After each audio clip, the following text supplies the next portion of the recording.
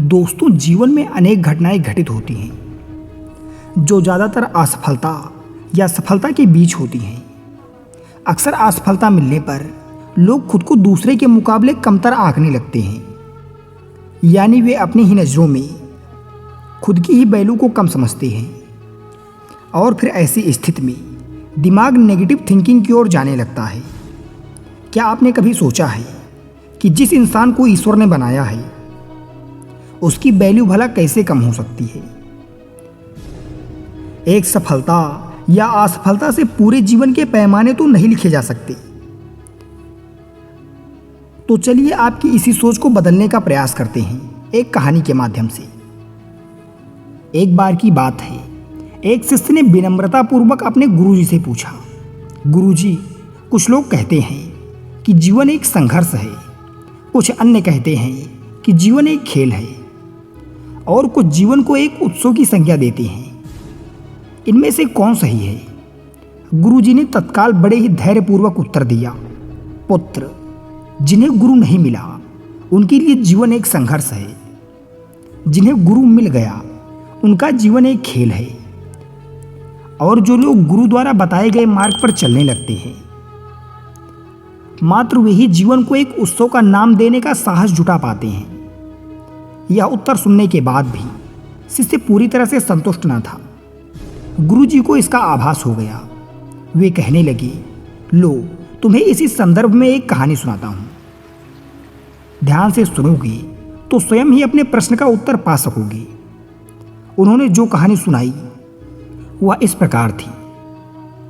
एक बार की बात है, किसी गुरुकुल में 3 शिष्यों ने अपना अध्ययन संपूर्ण करने पर अपने गुरुजी से यह बताने के लिए विनती की कि उन्हें गुरु दक्षिणा में उनसे क्या चाहिए। गुरुजी पहले तो मंद मंद मुस्काए और फिर बड़े स्नेहपूर्वक कहने लगे, मुझे तुमसे गुरु दक्षिणा में एक थैला भर के सूखी पत्तियां चाहिए, ला सकोगे? वे तीनों मन ही मन बहुत प्रसन्न हुए, क्योंकि उन्हें लगा कि वे बड़ी आसानी से अपने गुरुजी की इच्छा पूरी कर सकेंगे। सूखी पत्तियां तो जंगल में सर्वत्र बिखरी ही रहती हैं। वे उत्साहपूर्वक एक ही स्वर में बोली, जी गुरुजी, जैसी आपकी आज्ञा। अब वे तीनों शिष्य चलते चलते एक समीपस्थ जंगल में पहुंच चुके थे, लेकिन यह देखकर वहां तो सूखी पत्तियां केवल एक मुट्ठी भर ही थी। उनके आश्चर्य का ठिकाना ना रहा। वे सोच में पड़ गए कि आखिर जंगल में कौन सूखी पत्तियां उठाकर ले गया होगा। इतने में ही उन्हें दूर से आता हुआ कोई किसान दिखाई दिया। वे उसके पास पहुंचकर उससे विनम्रतापूर्वक याचना करने लगे कि उन्हें केवल एक थैला भर सूखी पत्तियां दे दे। अब उस किसान ने उनसे क्षमा याचना करते हुए उन्हें यह बताया कि वह उनकी मदद नहीं कर सकता, क्योंकि उसने सूखी पत्तियों का ईंधन के रूप में पहले ही प्रयोग कर लिया था। अब वे तीनों पास में ही बसे एक गांव की ओर आशा से बढ़ने लगे कि हो सकता है वहां उस गांव में कोई उनकी सहायता कर सके। गांव में पहुंचकर उन्होंने एक व्यापारी को देखा तो बड़ी उम्मीद से उससे एक थैला भर सूखी पत्तियां देने के लिए प्रार्थना करने लगे, लेकिन उन्हें फिर एक बार निराशा का सामना करना पड़ा,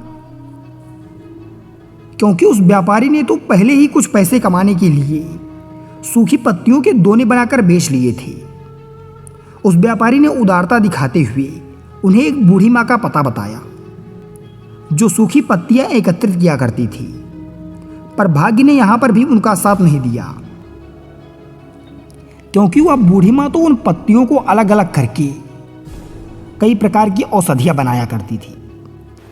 अब निराश होकर वे तीनों खाली हाथ ही गुरुकुल लौट गए। गुरुजी ने उन्हें देखते ही स्नेहपूर्वक पूछा, पुत्रों, ले आए गुरु दक्षिणा? तीनों ने सर झुका लिया।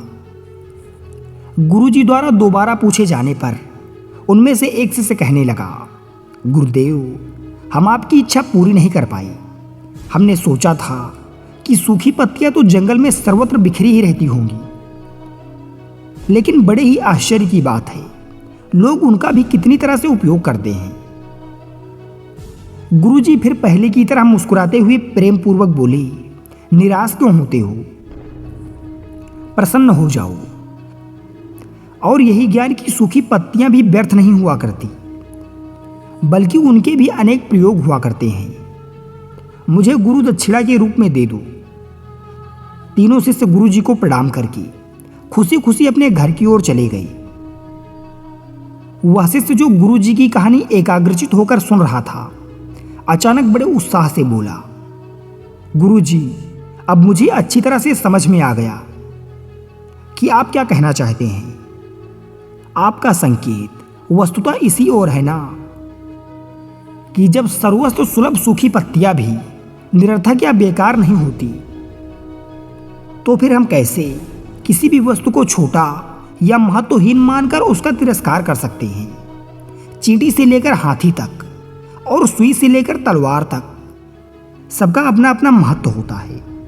गुरुजी भी तुरंत ही बोली, हाँ पुत्र, मेरे कहानी का भी यही तात्पर्य है कि हम जब भी किसी से मिले तो उसे यथा योग्य मान सम्मान देने का प्रयास करें, ताकि आपस में स्नेह, सद्भावना, सहानुभूति एवं सहिष्णुता का विस्तार होता रहे और हमारा जीवन संघर्ष के बजाय उत्सव बन सके। दूसरे यदि जीवन को एक खेल ही माना जाए तो बेहतर यही होगा कि हम निर्विक्षेप, स्वस्थ और शांत प्रतियोगिता में ही भाग लें और अपने निष्पादन तथा निर्माण को ऊंचाइयों के शिखर पर ले जाने का भरसक प्रयास करें। अब शिष्य पूरी तरह से संतुष्ट था। साथियों, अंततः यही कहना चाहता हूं कि यदि हम मन, वचन और कर्म, इन तीनों ही स्तर पर इस कहानी का मूल्यांकन करें तो भी यह कहानी खरी ही उतरेगी।